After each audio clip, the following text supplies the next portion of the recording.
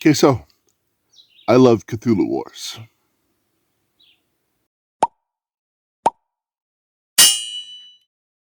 I've been wanting to make this kind of video for some time, and recently big news from Peterson Games has pushed me headlong into it. So here it goes. I've been thinking about Cthulhu Wars, my favorite game. It was created by Sandy Peterson, creator of Call of Cthulhu. It was launched on Kickstarter on June 7th, 2013. Within a month, they reached $1 million. Cthulhu Wars is an asymmetrical area control game in which great old ones from the mythos created by H.P. Lovecraft battle for domination and subsequent destruction of the planet.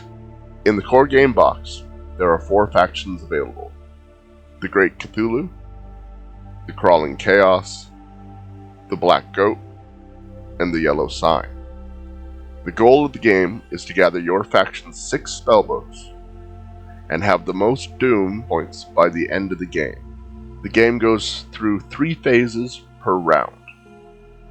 The first is the action phase, where players spend power to perform 1 mandatory action per turn.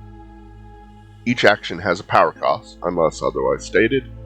If a player runs out of power, they are out of the action phase and cannot perform actions even if they have a 0-cost action. When all players have expended their power, the action phase ends. The second is the gather power phase, where power-producing units yield their power. The player with the most will be declared the first player and goes first from this point forward. Half of their power is the minimum power players can have, so if a player has less, they gain the difference. The first player also chooses the turn order, clockwise or counterclockwise, that the game will proceed from this point. The third and final phase of the round is the Doom phase, where Doom points are awarded primarily by controlling gates on the map.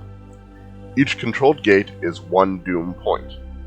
This is also the time players get to perform, or have the opportunity to perform, the Ritual of Annihilation.